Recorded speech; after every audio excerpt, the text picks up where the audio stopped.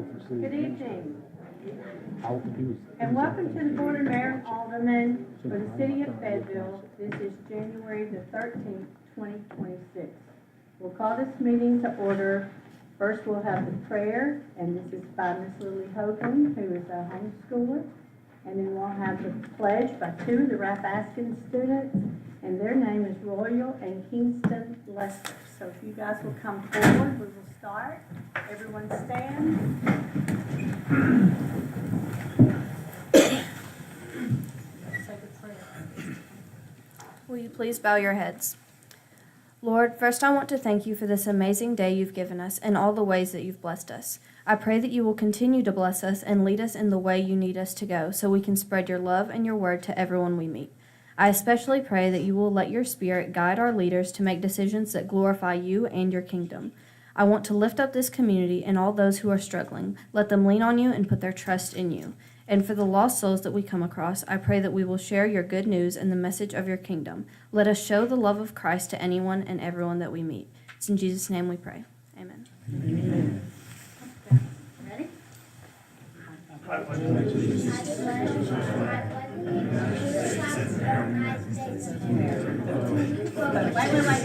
Wait.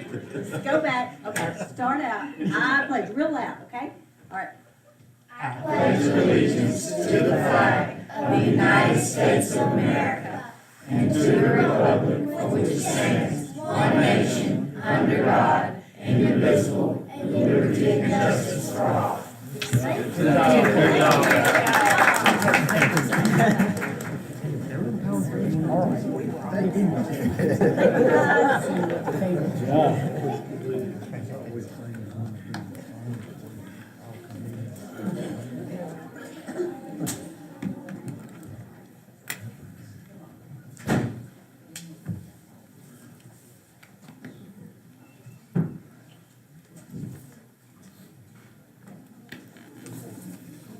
Now we have the adoption of the agenda that has been presented to you. Are there any corrections on the agenda?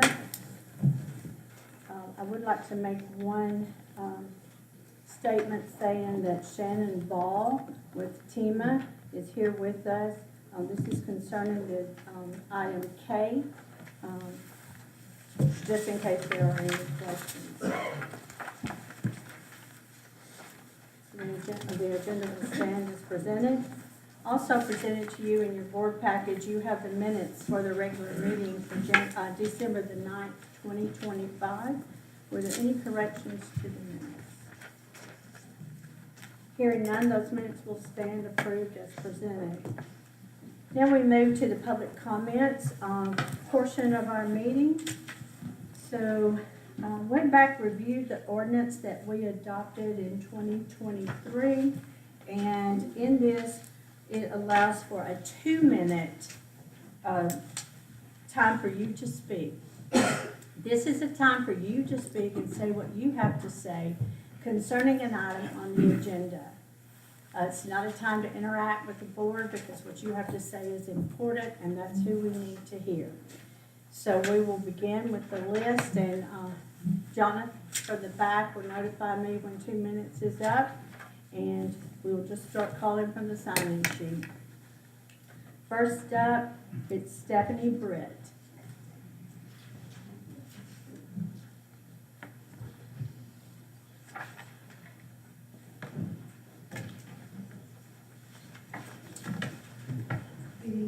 Good evening. And so since we're both on the list, we decided we'd just come together so to save time. So anyway, I am Stephanie Edie Britt, Thurston Brett. and we're Stop, appearing. stop you right there. Are y'all, you can only do, one person can speak, so you'll need to speak and then Thurston. We got it. Okay. So it's 2 minutes. Okay, well, first, thanking you for the opportunity to be able to address this board. I'm Stephanie Edie Britt, and I'm appearing before you tonight as a concerned citizen and as a resident of the West End community. You all are being asked to rezone a piece of property from residential to commercial so that the owners of that property can build a crematorium facing Market Street. And while I realize that this board has very little control over what the property owner can do with their property, rezoning would sort of pave the way for that property owner to place that facility in that area. And for my own, I am opposed this rezoning necessary because we really don't want a crematorium in our neighborhood. I mean, we're afraid of the short and long-term effects and on our properties and on ourselves. And I've read all the documents I could get my hands on, some that have been shared about this particular project. And I just don't see anything, haven't seen enough to let me know that this is going to be safe in the long term and the short term. So I do oppose it. I do know that there's seemingly all of the material that I have been presented with comes from either the people that want to put it there or people that may be supporting putting it there. But I'm sorry, I'm just not convinced that this is something that's going to be a safe and a good move for our neighborhood. I know that surrounding communities have them, and I've been given some places and some addresses and all that sort of stuff, and haven't been able to get any sort of information that comforts me.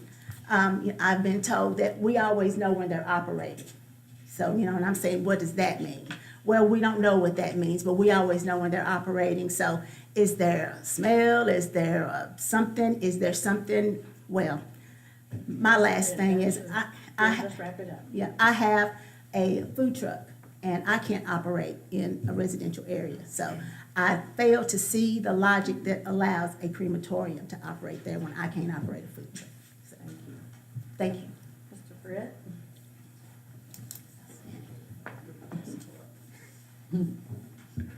Good evening, everyone. Basically, I'm going to piggyback off of what my wife has already said.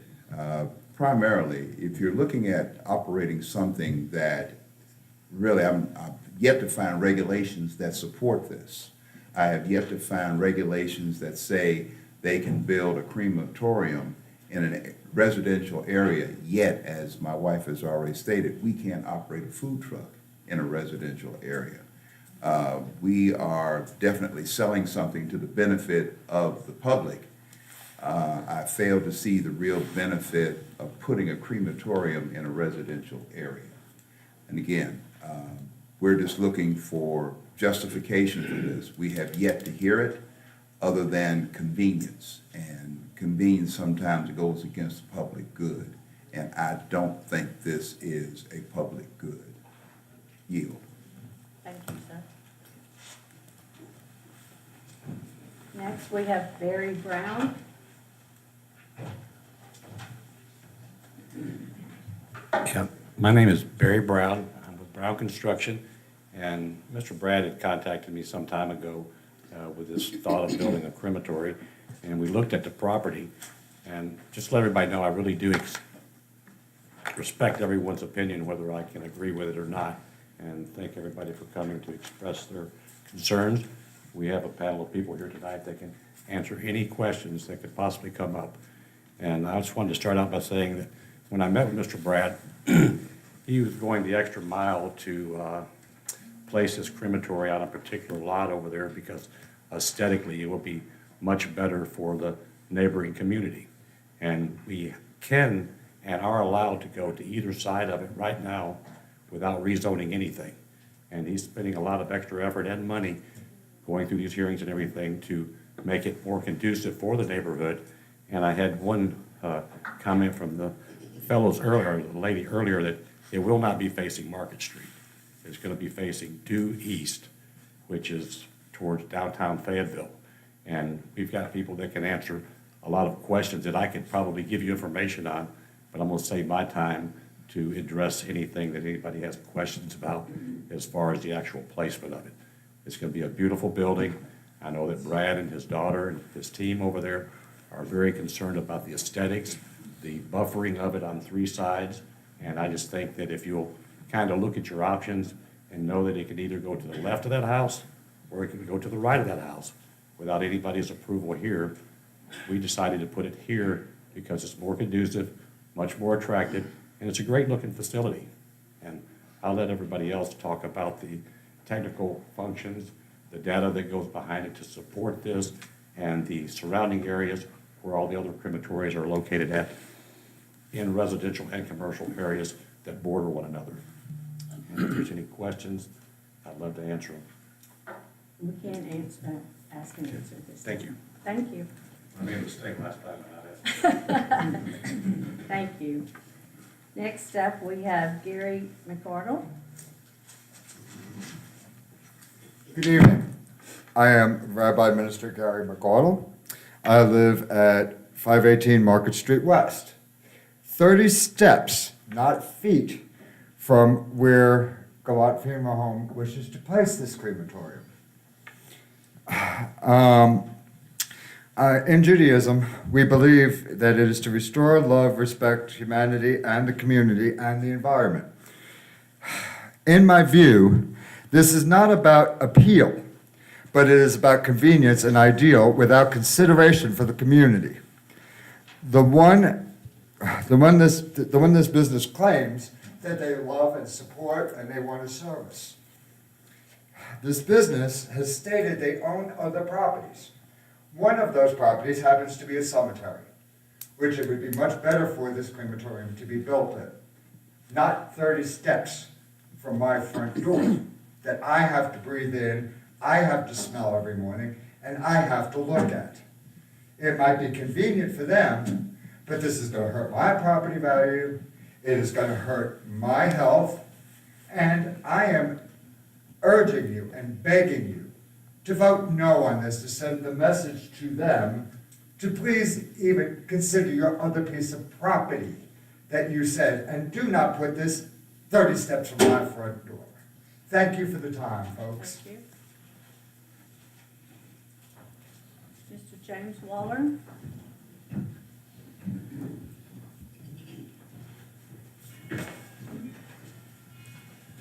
James Waller. First, I'd like to say it doesn't matter if it's a beautiful building, if you're getting toxins in your body. That's the first thing. It doesn't matter how pretty the building is, if I'm getting toxins in my body. Sir, you need And to- I've got documentation of studies that were done 2024, 2025, that said you're gonna get all kind of toxins, the harm that you can get from having a crematorium in your neighborhood, and these are recent studies. I've known that this board, people have come and asked this board to not have businesses in their neighborhood where there were no ill effects, no harmful health effects. So this board should take in great consideration where there will be some kind of harmful health effects. And personally, my first duty station overseas was Marine Corps Air Station, Iwakuni, Japan. They had a crematorium there. It was 5 or 6 miles away. The whole city stank. The whole city, all the time. And you see smoke coming out. I've read one regulation where you have to have some kind of way where even though they have filters now, but you have to have some kind of way where you still have emissions that have to come out of the building.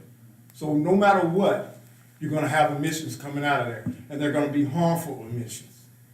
And also, I brought a memorandum up here. I don't know if you guys got it yet, but it says that the board, if you is liable, the Government Tort Liability Act is removed. If you acquiesce in having something subject people to something that's harmful. It's called ordinary negligence, where you know, and you're getting constructive and actual notice right now of the harmful effects that it may cause.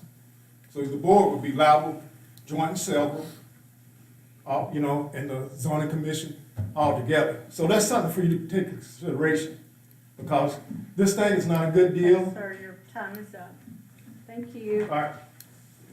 Y'all did get these, you said? Yes, sir. Yes. Okay.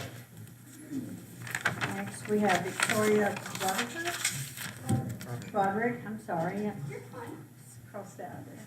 Hi guys, I'm Victoria Broderick. I'm also the candidate for U.S. Congress for this district. I actually live here in Fayetteville, Tennessee, and I do have a vested interest considering this is not, this is in my neighborhood essentially. Past the fact that it looks pretty, I think about the overall home values that it will negatively affect this community. I think it is suspect, as someone with privilege, the location of this crematorium, and I will speak to that. The environmental issues are, we know Tennessee state legislature doesn't care about Tennessee residents. If they did, they would be protecting US citizens better, or Tennessee residents. Impacts on tourism, that was brought up in the last meeting, and I think this will negatively affect, considering the multiple, my own post as well as the news articles that are coming out about this. People look at that when they come to our city, and our city deserves to have as much tourism as possible.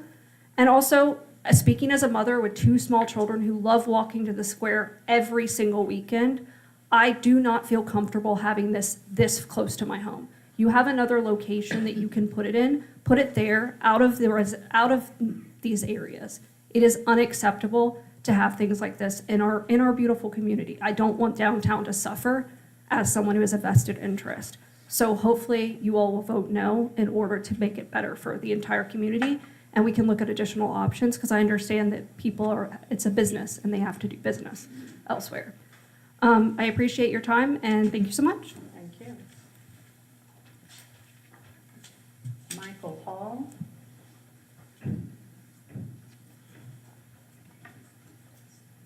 Good evening. For those of us who have not met, my name is Michael Hall. I've had the privilege of serving Fayetteville and Lincoln County in the funeral service for over 30 years. I'm a licensed funeral director, embalmer, and a certified crematory operator.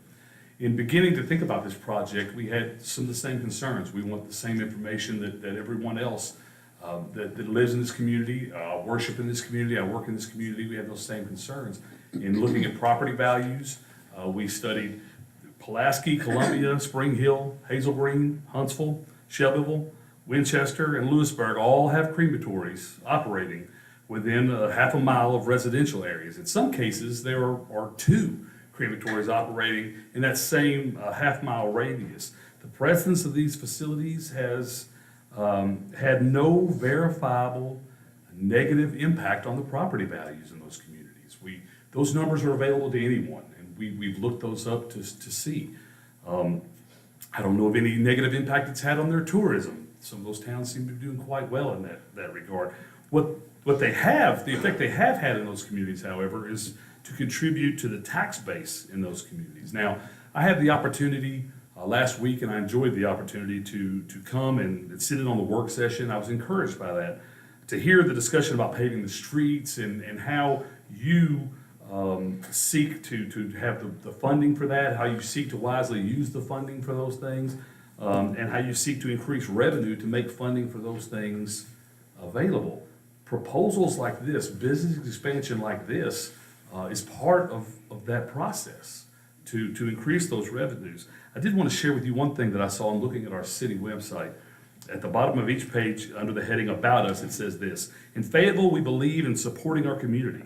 We promote and foster local economic growth by assisting present and potential new business owners with ways to expand and strengthen their businesses.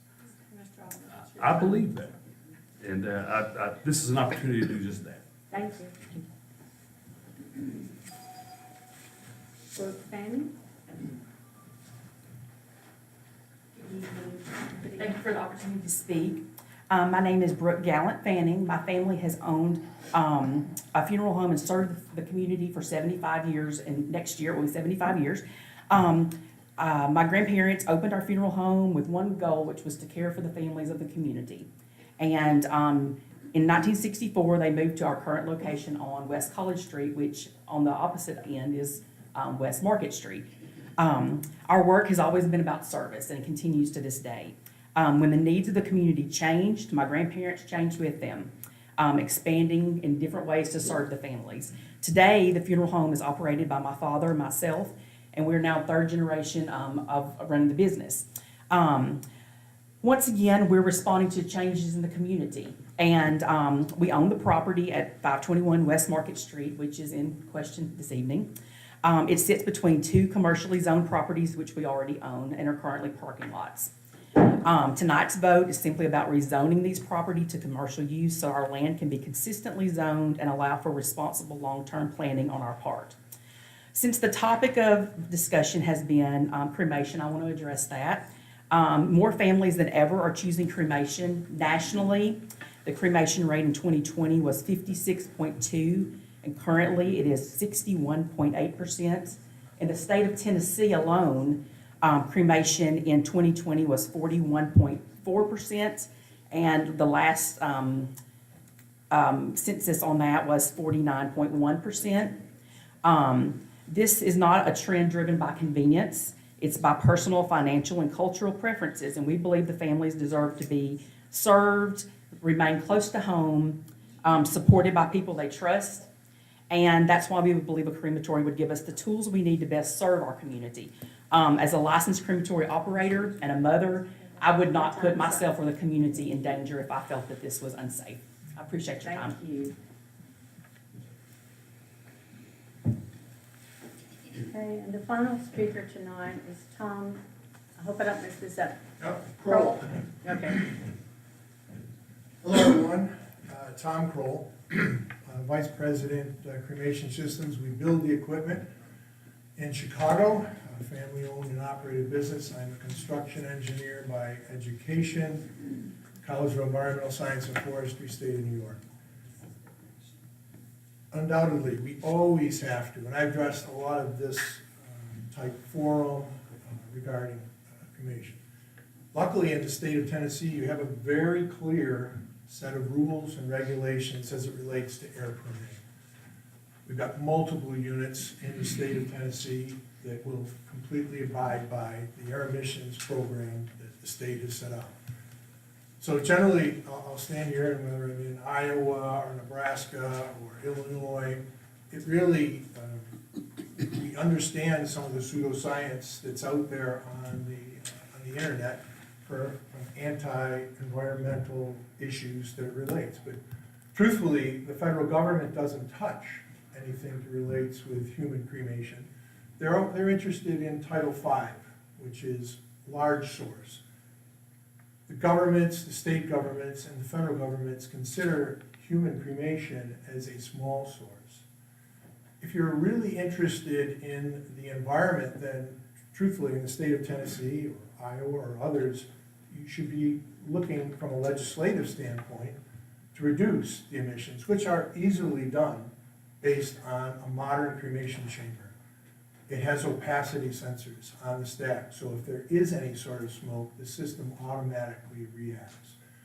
It has a 1600-degree afterburner, which a mobile unit cooking food on the street probably doesn't have. So the ability to have odors, to have smoke in a modern cremation chamber, it's connected to the internet. If Gallant was to have a problem, they can call us on the phone, we can go online. Thank you very much. I can answer any other questions. Okay, that concludes our public comments for tonight. We will move now to the oath of office and recognition. Chief Jennings is under the weather tonight, so I think we have Commander Rodriguez will be coming forth with the certificates, and we'll swear these officers in at this time.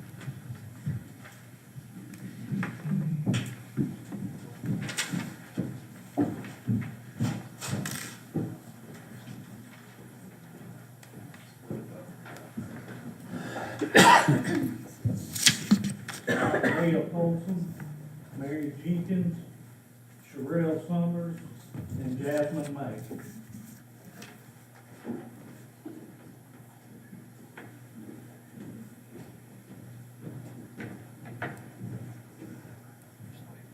Just go in here and face the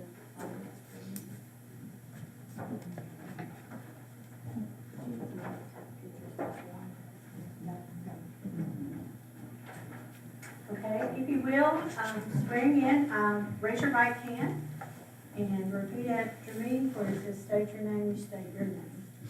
I, Mary Jenkins, do solemnly swear that I will honestly and faithfully discharge the duties of the office for the city of Fayetteville. Discharge the duties of the office for the city of Fayetteville, Tennessee, and to which I have been appointed, Tennessee, to which I have been appointed, and which I am about to assume, without partiality, favor or affection, and that I will uphold the Constitution of the State of Tennessee, and the United States of America, and the Charter and ordinances of the City of Fayetteville. So help me God.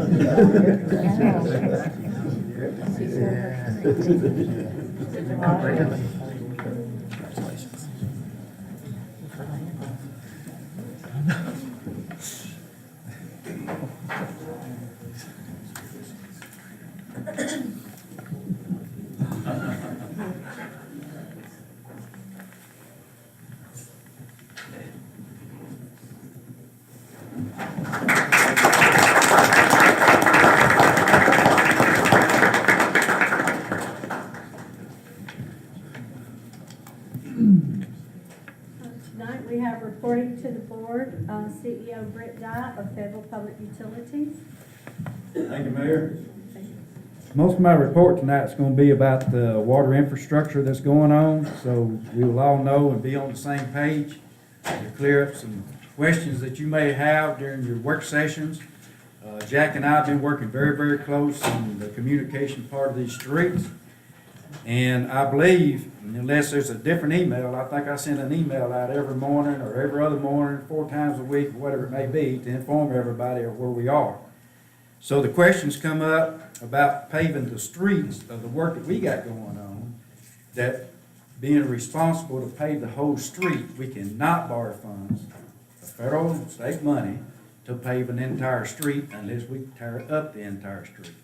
We are not tearing up the entire street. I know the way it looks like the entire street, but the pieces that we tearing up is what's required by what the state TDOT rule is on that highway, plus what your requirements are on patching back when we make service connections, repairs in the street. It just so happens that the sewer is located in the middle of the street. So anytime we have a connection, we're gonna dig up the street. We have no choice unless we say no more connections. The other part of where we are repairing the water, some of this infrastructure that we're working on is better than 100 years old. And y'all have gotten pictures of the infrastructure that I have sent out, and we put in the paper and shown you what kind of shape this infrastructure is in that needs to be replaced many years ago, before my time. But we're trying to get it done. We got the funds to get it done. It's getting harder all the time to get state funding when we got better than a $30 million project. And we're trying to do the best that we can do of communicating with the public. We get on social media. I saw Mr. Albright here tonight. He does a fantastic job of putting us on the radio about every day to let you know that what we're doing. The other question came up about where is the priority list. A priority list goes all the way back to 2008. Street paving, 2008. Street paving list, 2010. Street paving list, 2012. Street paving list, 2024, 2025. And we had a meeting we did with some of you all talking about the street paving list on the priority list. And what we try to do when we plan our work is follow the list that we were given that was going to be repaid, which the first street was 3rd Avenue. It was a priority street. We had work to do on that street. We thought we would go in, get the work done, so the paving can get done, and we don't have to come back and dig it up. But it so happened on 3rd Avenue, we did have to make a cut because some of the other infrastructure is so old, and when you put a roller and a packer on that road, if we got something loose or deteriorated, it breaks it apart. That's why we had to cut that hole, but it is to be paved when the paving company starts back up to get that section paved. The other part is to communicate with the city, which we've been doing, and we also plan more improvements, but with the list that we got from the city on the priority list, North Bellevue, South Bellevue, we've got that infrastructure replaced, still got water over there on North Bellevue every time it rains, but it's not city water. It is spring water that still comes up out of that street. So that's not our water. We're disconnecting all that over in that area. We got our fire hydrant just running at the corner of the First National Bank. The reason being is because we got a valve that's leaking on the old infrastructure. We can't get it cut off until we replace that section of line that's on College Street. So coming up, when we get ready to do more of the replacement, we're going down North Lincoln right now. We're aggravating those people now. Got off Mulberry just a little bit, but we're fixing to go back to Mulberry Avenue. So we gotta work on that section. We gotta go to Bright Avenue. We gotta go from North Main off the corner of the square. We gotta go north, go to Bellevue, to Bright Avenue, then we gotta come back, and we gotta tie everything in from north of the square, going north around to where the road comes up off of North Lincoln, and we gotta make a tie. And when we make those ties, TDOT, I've been meeting with TDOT for several days, and TDOT's plan is in 2028 to pave the road from Fritz's all the way around North Main, coming into the square, taking the left on the north side of the square, going all the way out to the bypass at the traffic light, at the intersection, where we're working out there as well. So that's their plan in 28. That's what I was informed today. The other section they're gonna be paving in 2028 is from the chicken shell on 64 Highway West. They're coming around the square, they're going up, right there at Jonathan Brown's office, turning right, going down to Patrick Rehab. That's another section of road that they got on their plans to pave. That was told to me this afternoon. So with all that we got going on, we hate it. Trust me, we hate it. But now we gotta go back and redo everything on Mulberry Avenue. Not the infrastructure as far as the pipe, but I have not and will not take the paving because it is totally unacceptable. So they're gonna have to mill it up, they gotta square it up, they gotta come back in there and they gotta repave. Now it's gotta be anywhere from 55 to 60 degrees for volunteers if they're gonna come in and pave. So weather is the main issue here. How's the weather gonna be? But we gotta go back. We gotta mill the cross cuts on Mulberry, that where we had to open cut the services from the right side coming into town to the left side, where we had to do those open cuts. We had no choice. We just had to make the open cuts.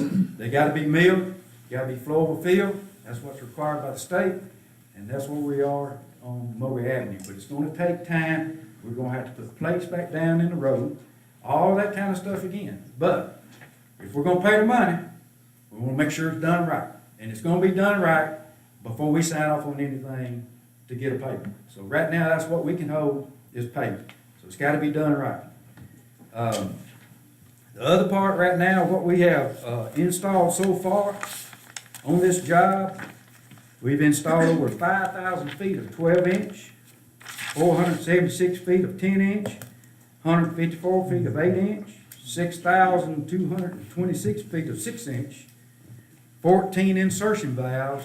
The insertion valves is what we lack right now that was not put in on the system of where you can isolate your issue where you don't have a whole big section of area out when it's not necessary. So it's better to have 100 customers out instead of 300 customers out. Very, very important. The other part that we have done is we've installed 72 fire hydrants. Some of those in the 40s. So we're replacing every hydrant of where we're doing this rehab to put new hydrants. You got a 12-inch line, it's feeding, the pressure's tremendous, the flow is great, better than what we ever had here in a long time. But the requirements today are different. S.J. King Park, we're going to be having a setup over in the park area next to one of the pavilions where we got to make a board under that bypass over toward the ball fields to make another tie that heads out that direction. So you're going to have redundancy as far as water. You're gonna have redundancy as far as our wastewater that we're trying to make improvements on. We're digging tonight over there at the corner of the storage facilities on Mulberry Avenue, because what we found when we were putting the water line in, we have a sewer issue right there that we were not aware of. We'll be digging that up tonight and fixing it. And we're also fixing storm drains as we tear them up. That's running right in there in together and butting in some of our sewer lines as well, because they're tied together. When you got more inflow coming in, they're getting them to our sewer lines, it's going to the wastewater plant. Well, we fixed a lot of those problems when we did the sewer rehab improvements, because we had over 9,000 fluids coming into the plant when it would rain, because of all the inflow that was coming in from the storm drains as well. And we got that down less than 4,000 now on a big heavy rain event. So it's a lot of improvements. And like I said, most of the system that we have hit so far is better than 100 years old, or right at 100 years old. And, you know, it's a big job. It's supposed to last about 3 years. And we do apologize for it, but it's got to be done. So it's going to be done now, it's going to be done later, but it's got to get done if you want good, quality, safe drinking water. That's what we're responsible for. We got to keep our customers safe, and it's our job to be sure they got what they're supposed to be getting, that they're paying their rates for. So with that, I'll cover just a little bit on the electric side, let y'all got questions about the water. Electric side, we're expanding, we're building 3-phase down to the state line. We're hoping a little bit more influx will be coming in from Alabama. We want to be prepared to carry the load with all the 3-phase that we're converting from single phase down that area as well. Cold water, we've been converting to 3-phase too. So wherever the growth is going on, we got a 25-year plan of what we try to look at of building system improvements throughout the entire county. So we got that plan. We tweak it every year. The board approves the capital projects that we got on the list to get done. So we're moving with that. The fiber is expanding more in the rural community. We're putting in fiber to the home. We're boring now and getting the main line in at the country club right now as we speak. They're trying to get that done, but everywhere we go inside the city, it's all rock. A lot of our slow time on Mulberry Avenue is solid rock. We hit solid rock last night over there on Shelby Highway where the road splits. We're hitting solid rock over here on North Lincoln, over in that area too, so it takes time. It's aggravating. Again, we apologize. I do appreciate Jack's help. I can't say enough about trying to keep us informed, and me trying to keep him informed. And also the city police is doing a tremendous job. We ask for help. They show up and give us a hand. I appreciate that as too. But a lot of work. If people would just pay attention to our signs, our cones, our flashing sign. We poured fresh concrete on Washington Street on the east end. Tractor trailer truck come up Mulberry Avenue from town. They got out, they moved the cones, they moved our barrels, turned down Washington Street, ran all through the concrete that we just poured. So then after he runs through it, he gets out and puts the cones back up. So, you know, that's what we're dealing with here. And we have tractor trailer trucks that bust through Mulberry Avenue, and we all up there working. We had 3 like got hit the other night by just not paying attention or something, or their GPS. You know, if it's the way it says we gotta go, we gotta go. But we're dealing with that. Again, I apologize to the public.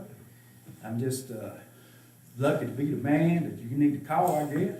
But we'll handle it the best we can. And first, we have customers that come in and says, Britt, can you get this done to my driveway while we're working?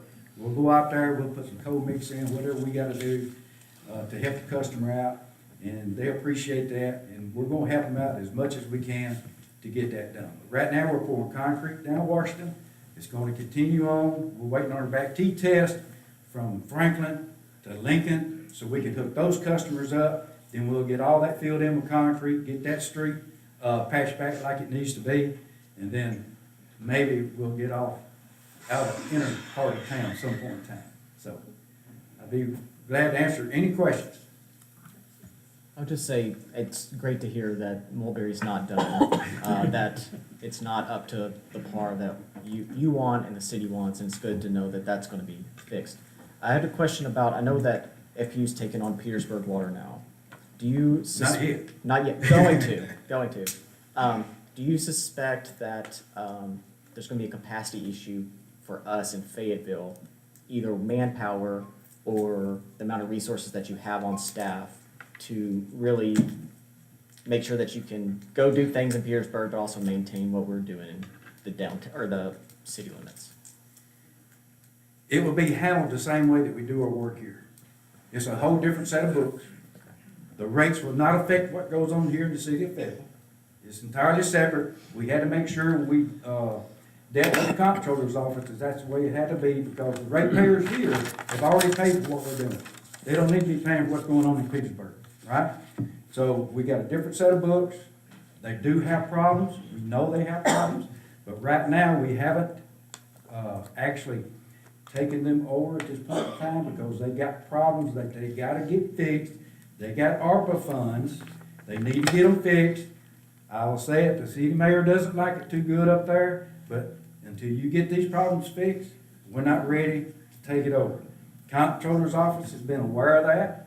They are in the process of changing all their meters right now. We hope that we'll be able to find a lot of problems, you know, once the meters, get changed. There's one thing about a water meter, when you change it out, they get slower, they don't get faster, the older they are. You got some very old infrastructure, same, it's almost, what we got here to some degree, but it's a lot of work to be done up there, and, you know, manpower, we just have to see how it turns out, based on what we find once we get in there.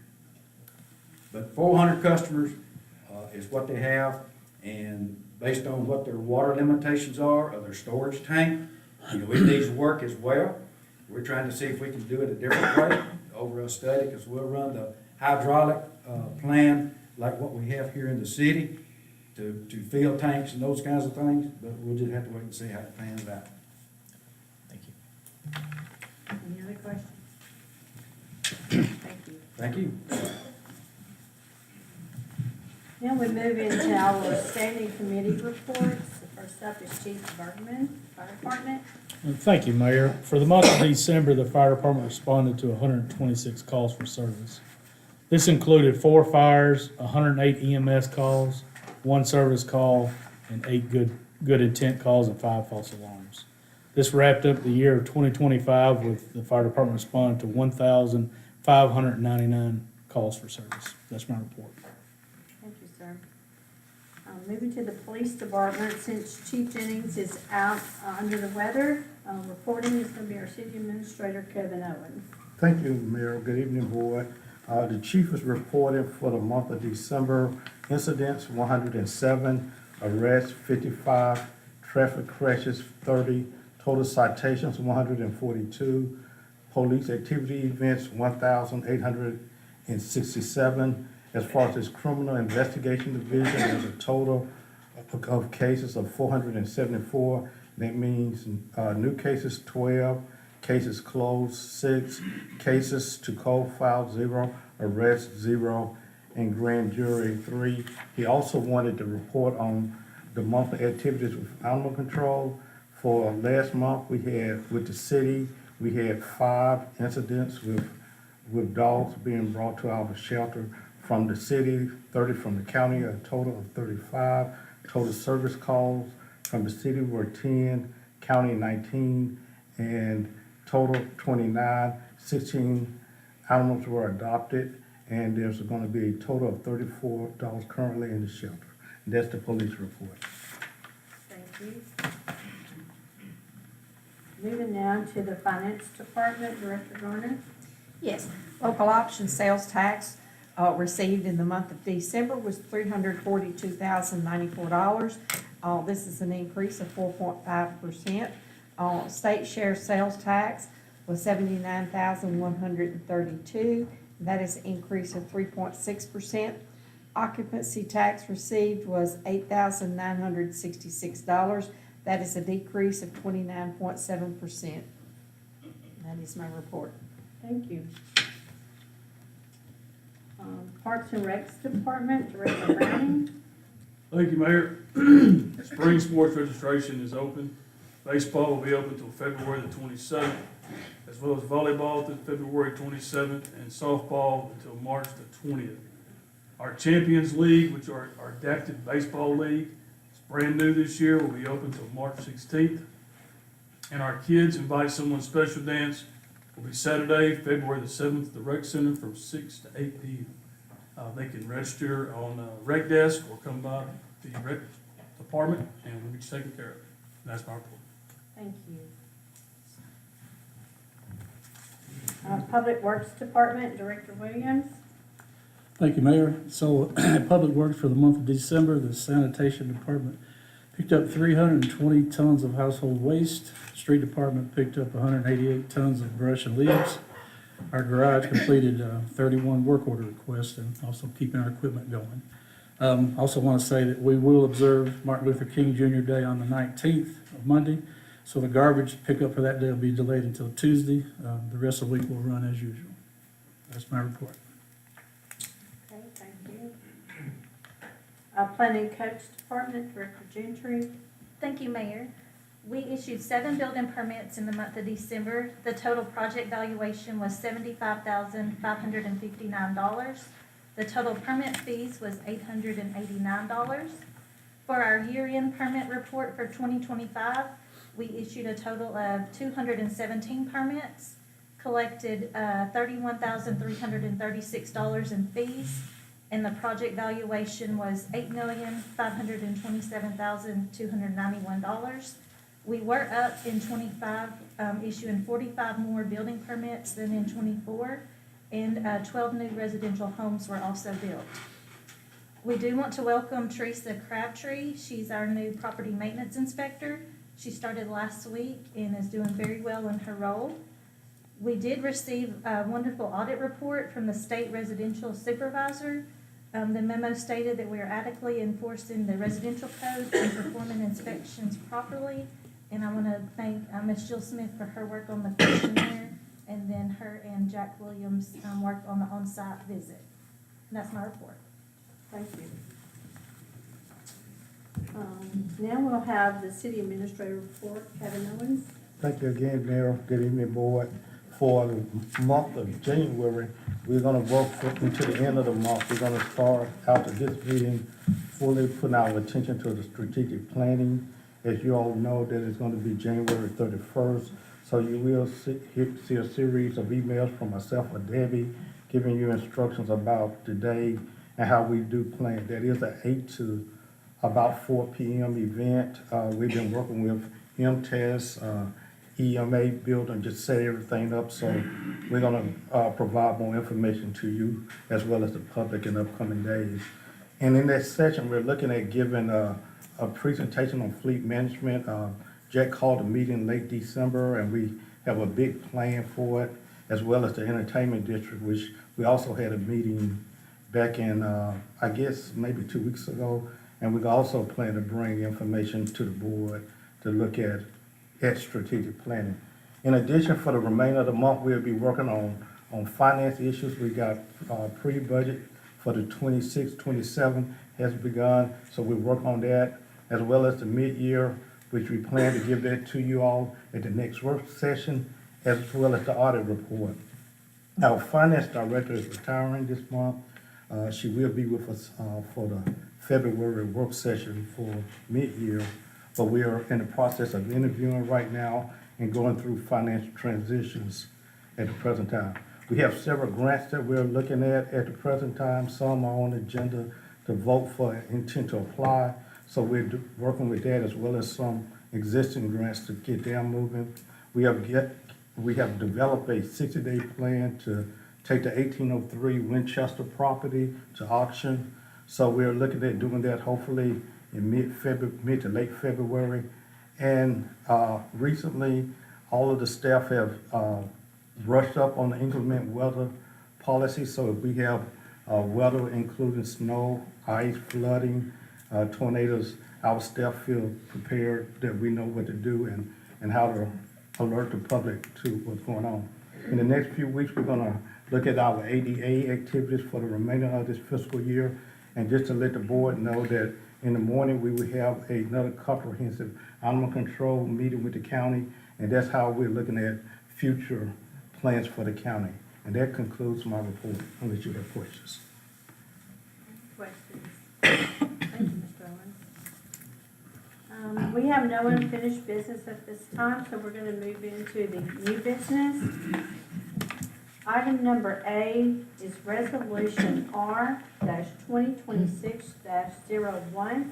This is to accept the Transportation Alternatives Program, also known as the TAP grant. You have in your package a copy of the resolution. This grant is in the amount of $500,471. This represents 80% of the grant.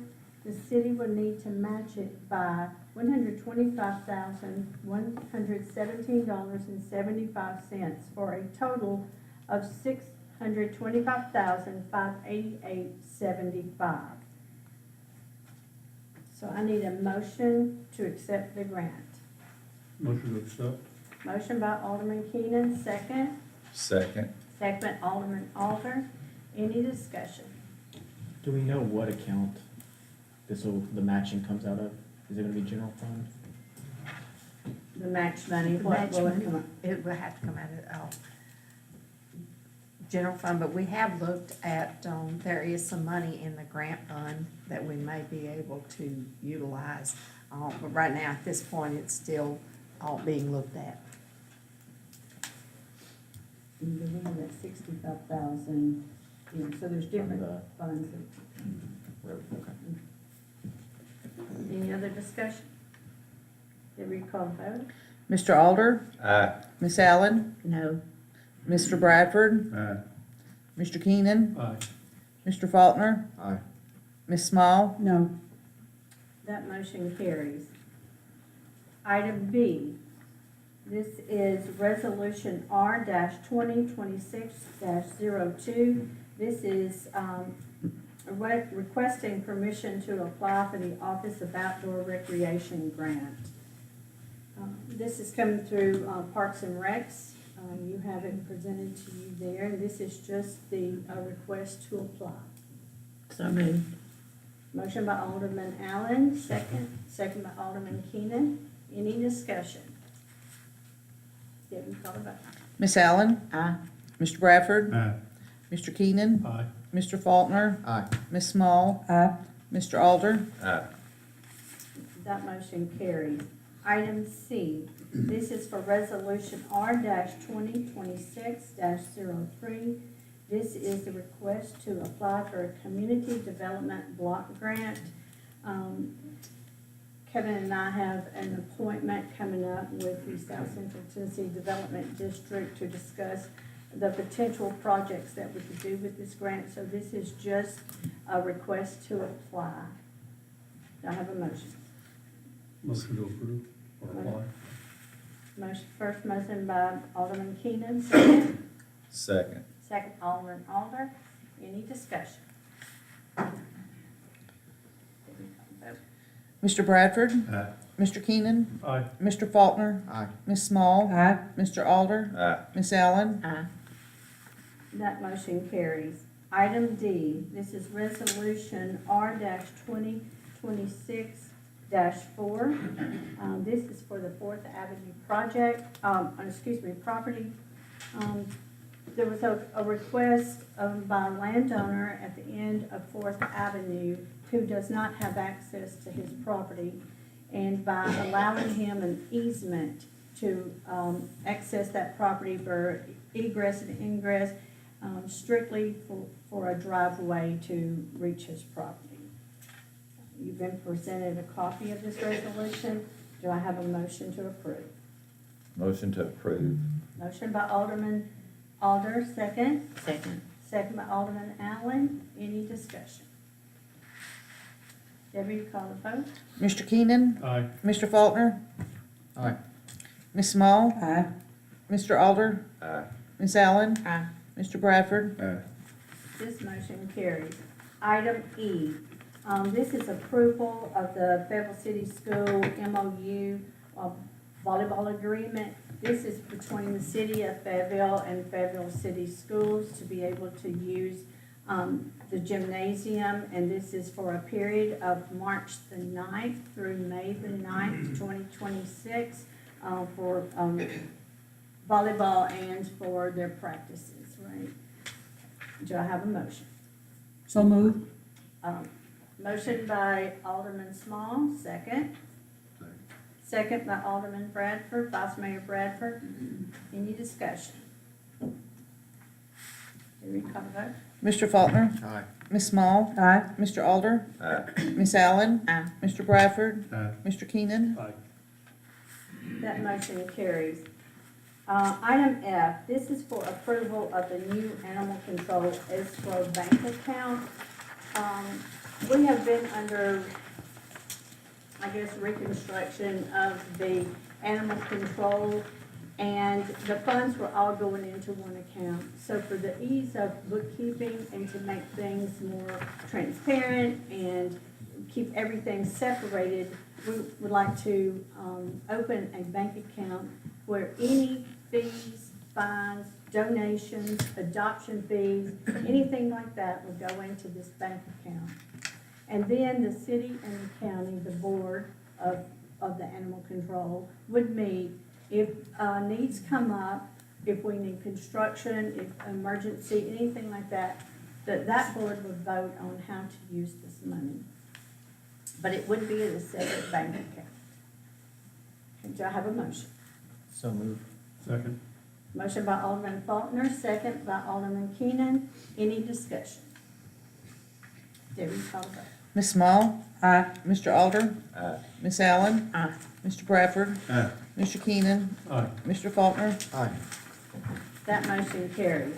Item G, this goes hand in hand with item F, and this is the authorization for myself, Vice Mayor Bradford, Kevin Owens, and the Finance Director to conduct business in the new animal control escrow account.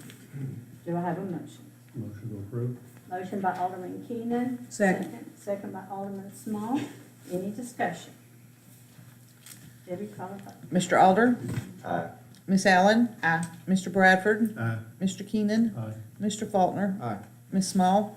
Aye. That motion carries. Moving now to item H, this is approval for the budget calendar for the Board of Mayor and Aldermen. You've been presented this calendar beginning April the 21st, and it goes through June the 16th. You need to check those dates, mark your calendars, but we'll need to adopt it first. So do I have a motion to approve? Move to approve. Alderman Allen makes the motion, second by Alderman Keenan. Any discussion? Debbie, call the vote. Miss Allen. Aye. Mr. Bradford. Aye. Mr. Keenan. Aye. Mr. Faulkner. Aye. Ms. Small. Aye. Mr. Alder. Aye. That motion carries. Item I, this is to move the fire truck funds budgeted in the year 24-25 and 25 and 26 from the idle capital banking account into a CD. By doing this, in preparation for the new fire truck that we've ordered, we will take this money, put it in a CD to make some money while we're waiting on the fire truck to arrive. So do I have a motion? Motion to approve. Motion to approve putting this amount of money into a CD, and it's 500,000 at this time. So do I have a second? Second. Second. First motion is Vice Mayor Bradford, second Alderman Keenan. Any discussion? Debbie, call the vote. Mr. Bradford. Aye. Mr. Keenan. Aye. Mr. Faulkner. Aye. Ms. Small. Aye. Mr. Alder. Aye. Miss Allen. Aye. That motion carries. So item J, this is also in conjunction with the previous motion or item. This is to approve, you've been presented the rates for the CDs that we just voted for. And so looking at this, we'll need to select one of the banking institutions to place this money. It is recommended by the Director of Finance that we look at the Bank of Lincoln County. On the 6-month rate, it's 3.7%. At a 12-month rate, this is the highest response given, is 3.6%. Not knowing what the interest rate is going to do at the end of that 6 months, it may go down, but we can lock in 12 months for 3.60. I'd like to recommend the 3.6 for 12 months with rates possibly continuing to go down, so. I'll second Okay, so the motion was made by Alderman Alder, second by Alderman Keenan, and that is for the Bank of Lincoln County, a 12-month rate at 3.60. So our finance director will take care of that for us. Any discussion? Any more discussion? Then you vote. Mr. Keenan? Aye. Mr. Faulkner? Aye. Ms. Small? Mr. Alder? Aye. Ms. Allen? Aye. Mr. Bradford? that. That motion carries. Moving to item K, this is for signature of the Fayetteville City School TEMA Dome Project contract. This is approval for the mayor to sign the contract. The amount of money on this is $8,912,768.90. We've been through this for quite some time now, and I'm seeing if we have a motion. Motion to approve. Motion approved by Vice Mayor Bradford, Second. second by Alderman Small. Any discussion? Could we hear from the team guy, or it'd be out of line? Yeah, that's, we added him to the contract. I ran it past legal, and that would be fine. Shannon Ball. Would you come forward for questions?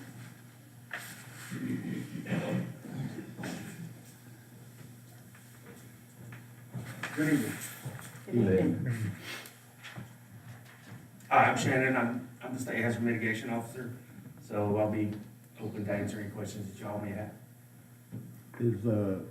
Are we ready to proceed upon signature of? Yes, sir. Once the contract is signed by the city and the tag, which is in Nashville, then the contract is in place and the money is there, and you can start your construction, whatever phase you're in. All that stuff is already there. And Eric may have to help me with this, but I know we filed an extension, our school system filed an extension or a request for the difference in funds. So yes, that cost overrun has been approved, so the extension was approved as well, so that will go through. That would go to February the 16th, 2027, I believe. Is that Yes. correct? Okay. Any other questions? I think I had the question about, was the money from the federal government in the state? And I believe the email that we received from the board is that, yes, that is true, that it is in the state's coffers. It's not waiting on the federal government to submit it, and that it's a requirement of the state of Tennessee that you cannot start a project without the funding being in a state account. Is that Correct. correct? Correct, and you can't start a project until, the contract is signed. I did send out the SmartLink account, I think I highlighted it, and you can see that's where the money is, and that's the account number that's associated with it that you all have. And then I think we also received an email about information on the questioning on if the school system is able to run a community shelter, or if that's a requirement of our EMA system or the city or county. Is there any way you can give some guidance on that? Yeah, just to clarify, a shelter and a safe room are two different things. So a safe room is a short-term life safety thing. Shelter is long-term to medium-term. So then you would have your O&M plan, your operation and management plan details all that out, and you all have a draft copy of that. Those details will be how to explain how the safe room is operated and how it's how the city manages that is up to the city. The state has no, and the feds have no say-so over that. It just has to be maintained as a safe room. So my understanding is it's supposed to be a gymnasium too. So as long as it doesn't change, and it doesn't change the way the safe room is constructed on the inside, you can do whatever you want to with it. It just has to be maintained that. But there's a huge difference between a shelter and a safe room. Shelter is right after a disaster, you've got people in there for weeks, days, months, weeks. versus a safe room, which is rated for 4 to 5 hours or possibly more if needed. Okay, so from the state, there's no regulations on who can run a safe room. That would be on the liability of the city. Correct. That is your choosing. It is your building with federal stipulations. You all, if you want the EMA director to operate it, he can, or if you point somebody totally different, it's totally up to this board and who you want to operate and manage that safe room. Are there any other safe rooms managed by the school board in the state of Tennessee? Yes, there are. When you say managed, you have people on. Operated? I'm sorry? Operated? Yes. Yes. Do they manage and control the operating hours or the opening and the closing of it and that? Yes, they have multiple, it's not just one person or one group of people. You can do the police chief, fire chief, EMA director, an alderman, a constable, whatever you have. You all choose who opens and closes the shelter. The state only has, because it's a school, we recommend that if it's during school hours, that is dedicated for the children and the people on site, because not everybody can be around children, and there's no way to police that. But during the summer, after a time you set during the day, you can let anybody in there at that point. So when you say city will manage it, are you talking about the city of Fayetteville or Fayetteville City Schools? That's between you two. You all can, Eric can do it, you can do it, I don't know, that's up to you all. Because we've never been told that before. Ever been told that you Strictly can't manage it? that we would be managing. It's your choice, there's not I can't tell you what to do, so it'll be between you and the school board who does that. You mentioned a plan on how to run it. Does the plan include that information? I haven't seen your plan, there's multiple different plans out there, but there's just been a draft copy approved from my understanding, so I haven't read your plan. We haven't either. I haven't read the plan, so. And how many persons will this occupy? I really don't know at this moment. It just They depends on were the. told somewhere around 3,000, but you're saying in a school day, the only people that can go in this building are students. That's what we recommend, because you have people that are not allowed to be around children, so that's a safety thing for us. Correct. Because quite frankly, the city of Fayetteville does not have the money nor the staff to manage this building, and I have not heard this before, so that kind of concerns me. Okay, so it's totally up between you and the school board. I mean, you all decide who's gonna operate the shelter or the safe room, and then, it's up to you all. We'll have Director Jones. Okay. It was my understanding, and I think the board's understanding that, we're more or less, flow through. Right. But the school system itself would be responsible for opening and closing. Yeah. Yes, that has always been our plan, and we do have an O&M, operations and maintenance plan draft. It was drafted years ago. I've emailed copies of that to the city. It's also a part generally of the application itself, so that information is there.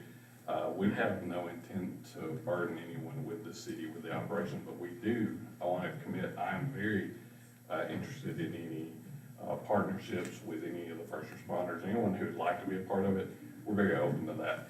The O&M is typically finalized during the closeout so that you can have the most current dates and contact information in it.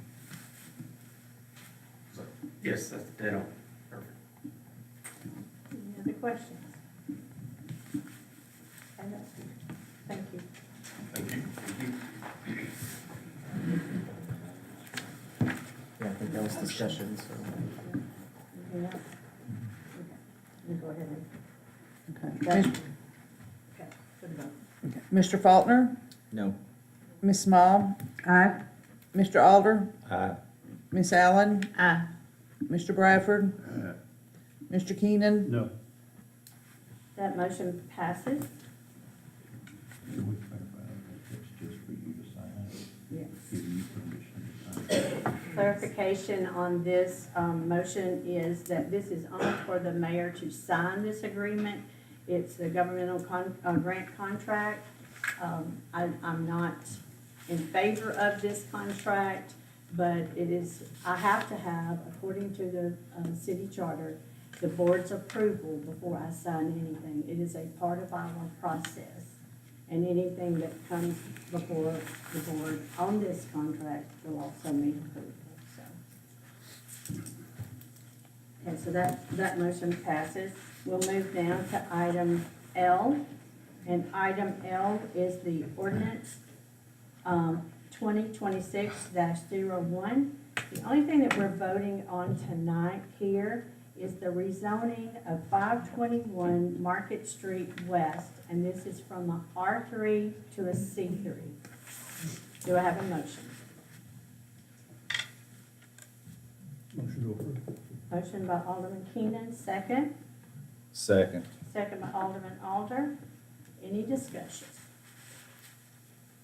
Did we Yes, cover? hold on, I got it. Okay. Who's the, you? Which one? As far as the owner, as my understanding that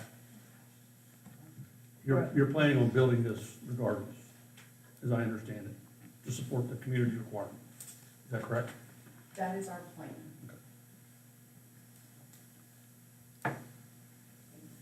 Any other questions? I've got one, I think, for our planning and zoning.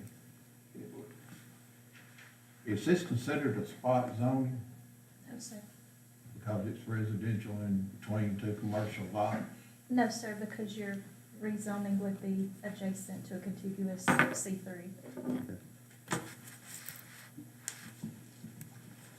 Also, the fire department presented, and they had points about the ease for them and the protection for the fire protection and everything. That was presented to the board in the work session.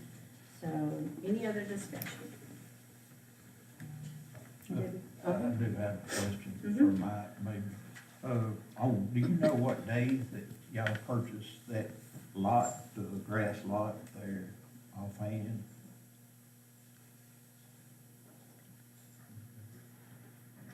I don't know exactly. It's been, I'd say, safe to say over a couple of years, 3 years. Certainly. Okay.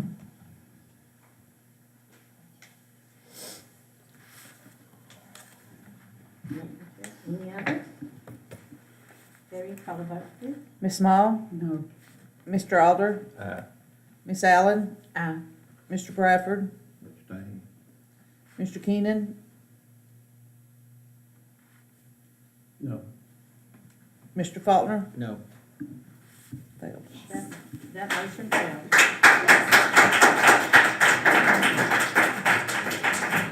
Okay, we'll move on forward to item N, that's ordinance 2026-02. This is for the City of Fayetteville Budget Amendment Number 8. As board, you have been presented the ordinance, and it gives you all the adjustments through there from section 1 to section 8. So I need a motion to approve this budget amendment. Motion to approve. Motion by Alderman Keenan, second. Second. Second by Vice Mayor Bradford. Any discussion? Debbie, call the vote. Mr. Alder? Aye. Ms. Allen? Mr. Bradford? Aye. Mr. Keenan? Aye. Mr. Faulkner? Aye. Ms. Small? That motion carries. This is the end of our meeting, and we will declare it adjourned. Are you talking about on College Street?